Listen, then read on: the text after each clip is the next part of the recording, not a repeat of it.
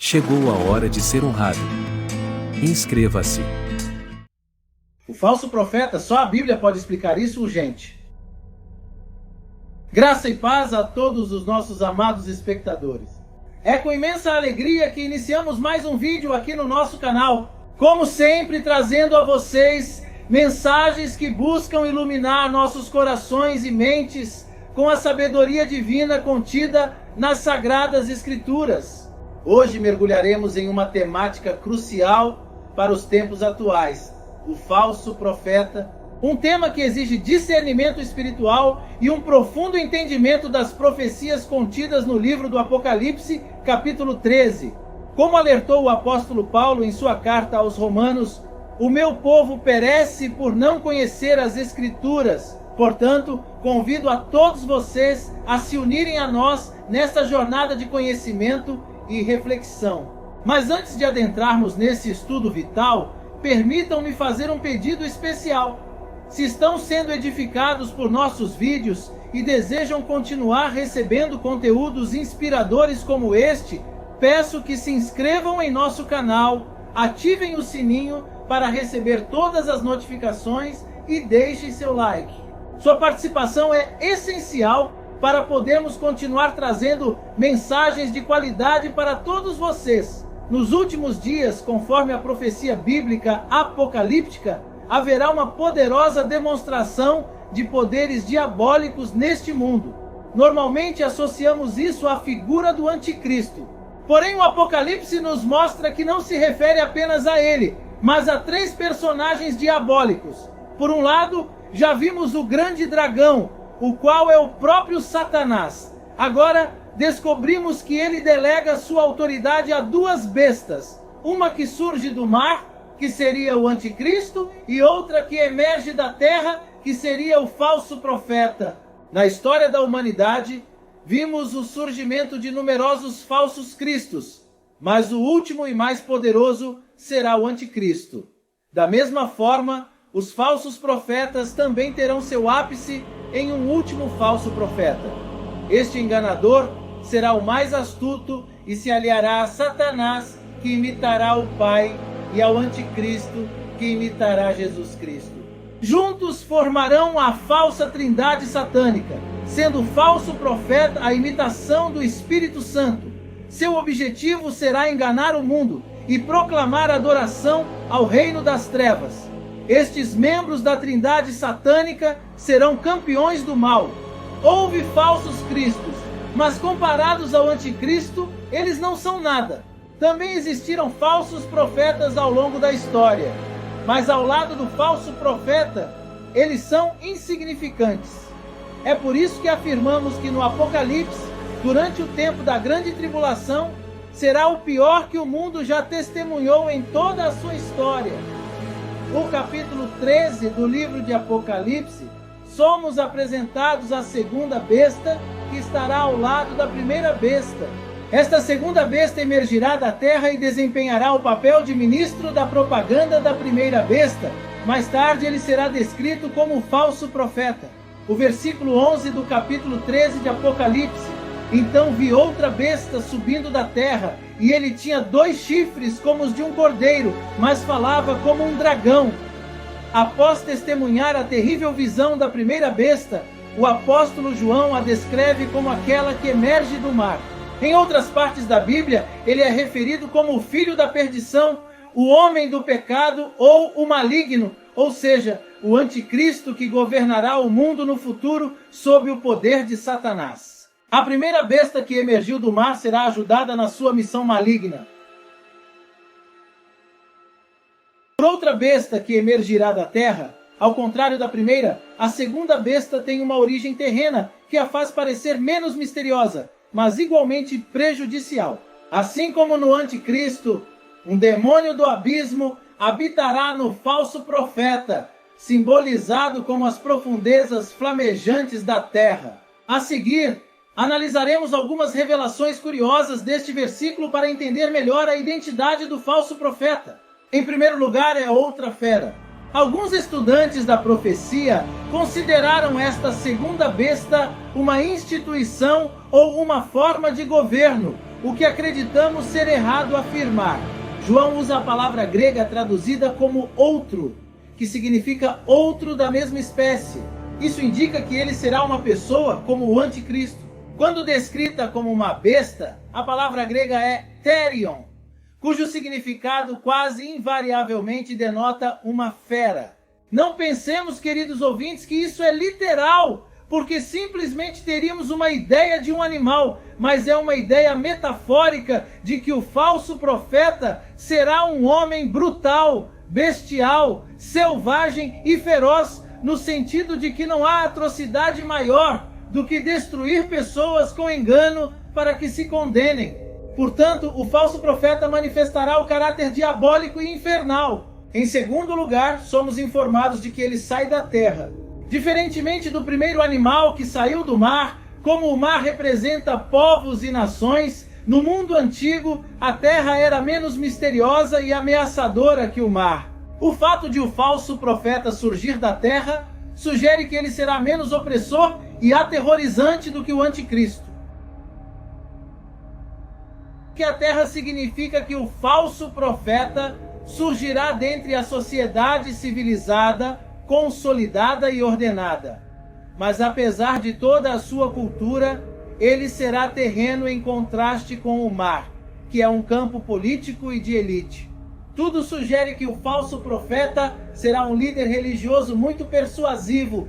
Apesar de sua aparência, o falso profeta não é menos filho do inferno do que o anticristo. Isto é evidente porque ele falava como um dragão. Uma voz estranha para um cordeiro, o falso profeta, como anticristo, será o porta-voz do dragão Satanás, falando as suas palavras. Ele falará palavras de louvor atraentes e enganosas sobre o anticristo, atraindo enganosamente o mundo para adorar o ditador satânico. Em terceiro lugar, a segunda besta tinha 2 chifres semelhantes aos de um cordeiro, mas a sua voz era como a de um dragão. Esse falso profeta vem vestido de cordeiro manso, mas na verdade é uma fera. Quando tentar falar, sairá bestial, porque da abundância do coração fala a boca. Agora, a descrição da primeira besta, com seus 10 chifres, 7 cabeças, 10 coroas e 7 nomes blasfemos, era grotesca e aterrorizante. Em contraste, a segunda besta tinha apenas 2 chifres, o que indica que não terá o mesmo enorme poder que o anticristo. Neste vídeo, iremos explorar mais sobre a identidade e o papel do falso profeta nos eventos apocalípticos. É essencial compreendermos essas profecias para estarmos preparados espiritualmente para o que está por vir. Continuem conosco nesta jornada de entendimento das Escrituras Sagradas. Ao contrário do selvagem, feroz e mortal anticristo, comparado a um leopardo, um urso e um leão, o falso profeta parece tão inofensivo quanto um cordeiro. Ele não se apresenta como um ditador ou estadista, mas como um enganador sutil, com mansidão e gentileza, embora não lhe falte grande autoridade. Apesar de ser um enganador habilidoso, o falso profeta terá poder. Foram feitas tentativas de dar nomes ao falso profeta ou à sua origem. Alguns o consideram o Papa, outros os Estados Unidos, mas na realidade não sabemos exatamente quem ele é, porque estaríamos caindo na superstição. Agora, dos versículos 12 ao 14, sua autoridade do falso profeta nos é revelada. Vamos ler o versículo 12. E ele exerce toda a autoridade da primeira besta em sua presença e faz com que a terra e seus habitantes adorem a primeira besta, cuja ferida mortal foi curada. João observa que ele exerce toda a autoridade da primeira besta, o anticristo. Isso significa que o anticristo delegou essa autoridade a ele. A missão do falso profeta será fazer com que a terra e seus habitantes adorem a primeira besta, liderando assim a religião mundial de adoração ao anticristo. O falso profeta atuará como ministro de propaganda da primeira besta, tentando convencer o mundo de sua grandeza e encorajando todos a confiarem nele como o único caminho para a salvação. Nesse sentido, a primeira besta usará o falso profeta da mesma forma que os antigos reis usavam os falsos profetas sob seu controle. O falso profeta verá um grande impulso em seus esforços graças a um acontecimento surpreendente. a aparente cura da ferida mortal da primeira besta, o anticristo. Esta imitação satânica não só se assemelha à ressurreição de Cristo, mas também à das duas testemunhas. Alguns teólogos acreditam que a morte do anticristo será uma atuação orquestrada, então sua ressurreição será um ardil. Seja real ou falso, o mundo aceitará a ressurreição do anticristo como autêntica, aumentando assim o seu prestígio e o do falso profeta. Assim como o Espírito Santo aproxima as pessoas de Jesus para que o confessem como Senhor, o falso profeta aproximará as pessoas do anticristo para que o adorem. Continuemos lendo o versículo 13. Ele também realiza grandes sinais, de modo que até faz descer fogo do céu à terra diante dos homens. João destaca um milagre específico realizado pelo falso profeta. Ele faz descer fogo do céu à terra diante dos homens. É importante destacar este milagre aos olhos daqueles que são enganados. Isso se assemelha ao milagre realizado pelas duas testemunhas que ministram durante este período e são perseguidas pelo anticristo e pelo seu falso profeta. Para aqueles que estão enganados, isso coloca o falso profeta no mesmo nível de Elias no Monte Carmelo. Essas revelações nos mostram a astúcia e o poder do falso profeta durante a grande tribulação. É essencial estarmos alerta e firmes na fé para não sermos enganados por suas artimanhas. Continuem acompanhando nossa análise das Escrituras Sagradas para uma compreensão mais profunda desses eventos apocalípticos.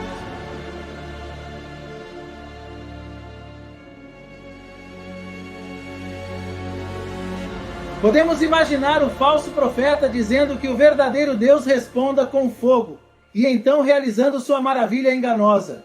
Caro ouvinte, existe uma força sobrenatural que se opõe a Deus e à verdade, bem como uma que está a favor deles. Um milagre, mesmo que seja algo incrível, nem sempre vem de Deus. Sempre houve mal sobrenatural no mundo que se opõe à graça divina e à salvação. Sobrenatural é crucial lembrar que nem todos os milagres e sinais são obra de Deus. Devemos estar cientes de que o inimigo também tem capacidade de realizar essas ações. Portanto, devemos tomar cuidado com os falsos apóstolos e profetas enganadores que atualmente se apresentam com obras incríveis. Vamos continuar lendo o versículo 14. E ele engana os que habitam na terra com os sinais que lhe foi permitido fazer na presença da besta, ordenando aos que habitam na terra que fizessem uma imagem para a besta que tem a ferida de espada e viveu. A palavra engano vem do grego e significa vagar, sendo a raiz da palavra planeta, em inglês, uma vez que os planetas parecem vagar pelos céus. Durante a tribulação, o mundo ficará completamente exposto ao engano ao rejeitar o verdadeiro evangelho e blasfemar contra o verdadeiro Deus. O mundo incrédulo estará ansioso para acreditar nas mentiras enganosas espalhadas pelo falso profeta. João identifica aqueles que serão enganados como aqueles que habitam na terra, um termo técnico usado para se referir aos incrédulos. À medida que o poder do anticristo e do falso profeta aumenta, Satanás promoverá a falsa religião mundial da adoração do anticristo. Eventualmente, os humanos seguirão a ordem do falso profeta de criar uma imagem da besta. O mundo mergulhará na idolatria de uma forma aterrorizante e sem precedentes. É provável que esta imagem blasfema tenha sido erguida no terreno do templo em Jerusalém e esteja relacionada à abominação da desolação. Será uma homenagem ao incrível poder do anticristo que parece ter ressuscitado dos mortos para conquistar. Queridos ouvintes, vocês podem imaginar como a mídia, as redes sociais, o rádio e a televisão irão divulgar as incríveis obras do falso profeta. Muitos acreditarão que não haverá outro assunto sobre o qual se fale mais do que este. As pessoas ficarão surpresas.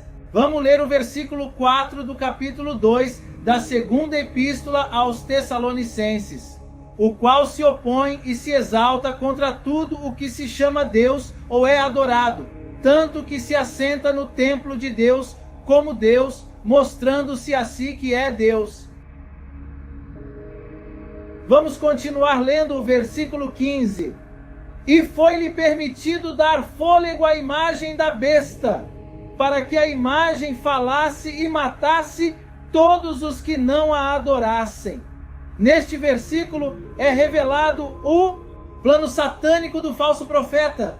A imagem do anticristo será única na história da humanidade.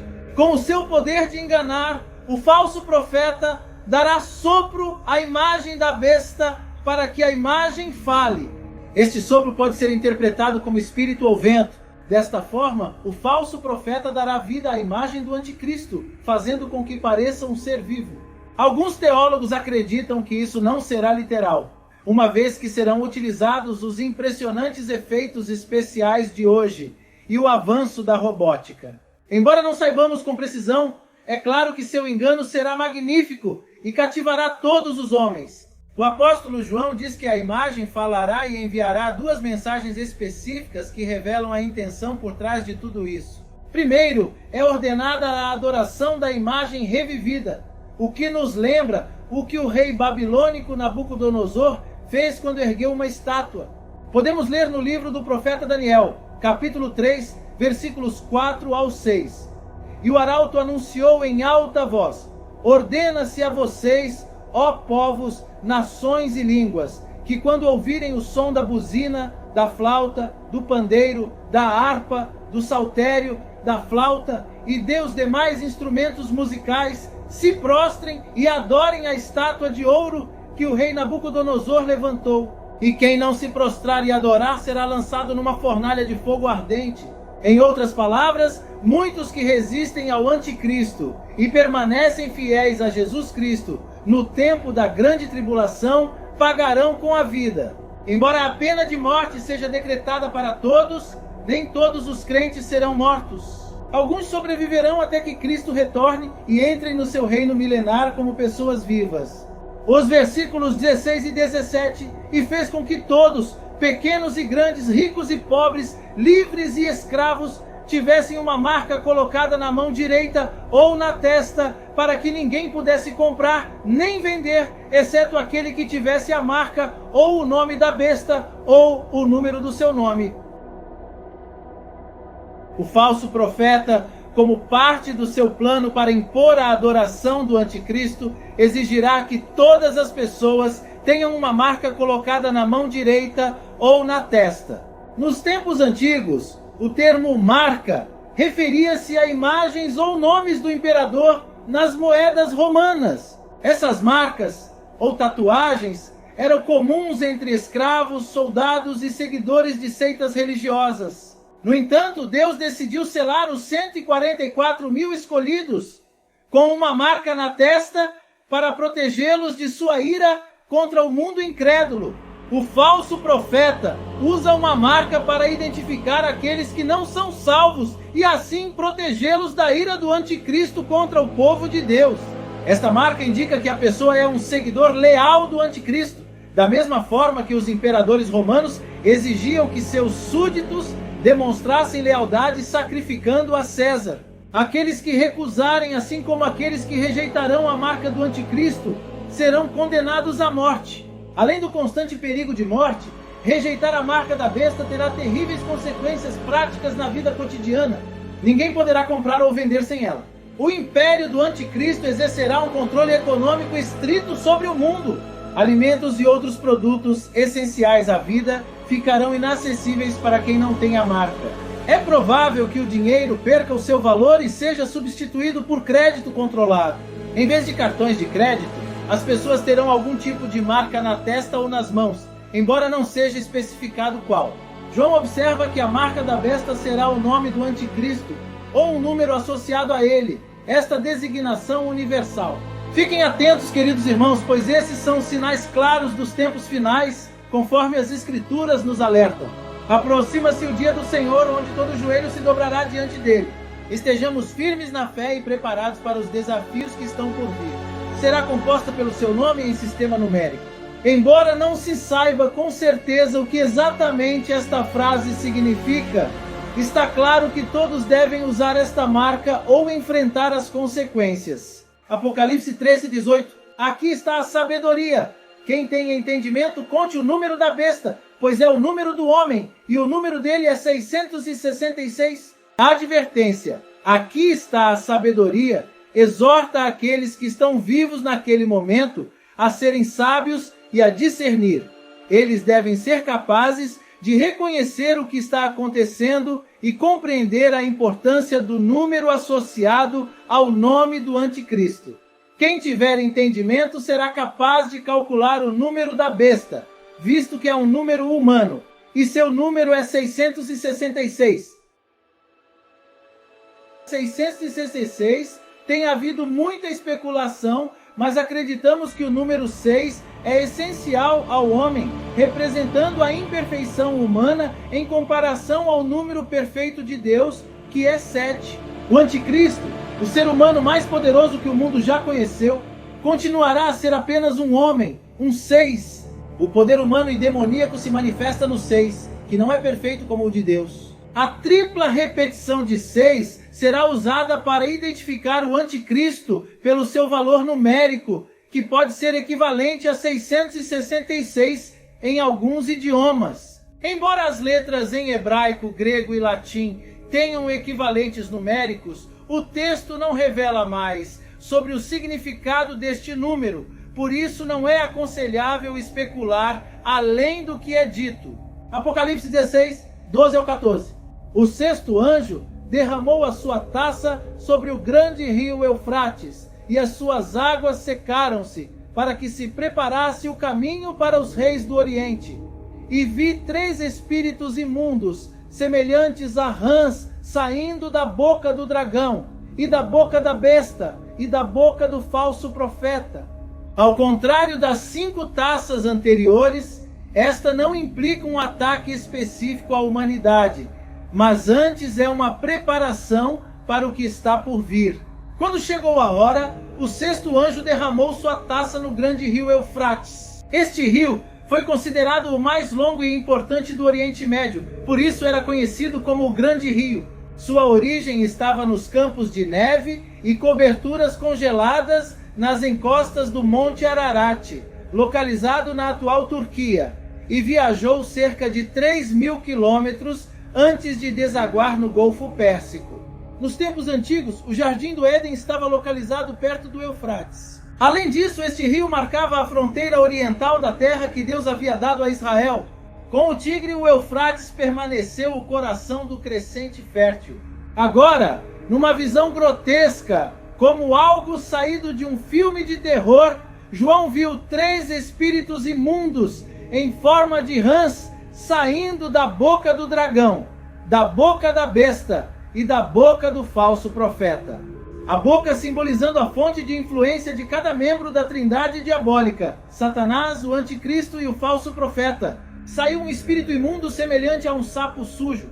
As rãs eram animais impuros conforme a lei, mas não eram rãs literais. João identificou essas aparições semelhantes a sapos como espíritos de demônios. Esta representação gráfica retrata a iniquidade impiedosa desses demônios que seduzem os reis do Oriente a fazerem esta difícil jornada até sua destruição no Armagedon. Apocalipse 19, 19 ao 20. E vi a besta e os reis da terra e os seus exércitos reunidos para fazerem guerra àquele que estava montado no cavalo e ao seu exército. E a besta foi presa, e com ela o falso profeta, que diante dela fizeram os sinais com que enganou os que receberam o sinal da besta e adoraram a sua imagem. Estes 2 foram lançados vivos no lago de fogo que arde com enxofre. Este conflito é geralmente identificado como a Batalha do Armagedon, quando o anticristo e as suas forças lutarão contra Cristo e as suas forças, e o anticristo será derrotado. Isso acontecerá no final da grande tribulação. Nesta cena, somos apresentados ao anticristo e ao falso profeta, que se prepararam com seu exército armado para enfrentar Jesus. É realmente uma tolice realizar esta ação. Possivelmente, o engano da besta os fez acreditar que poderiam derrotar Jesus e assim se tornarem os donos do mundo, eliminando-o.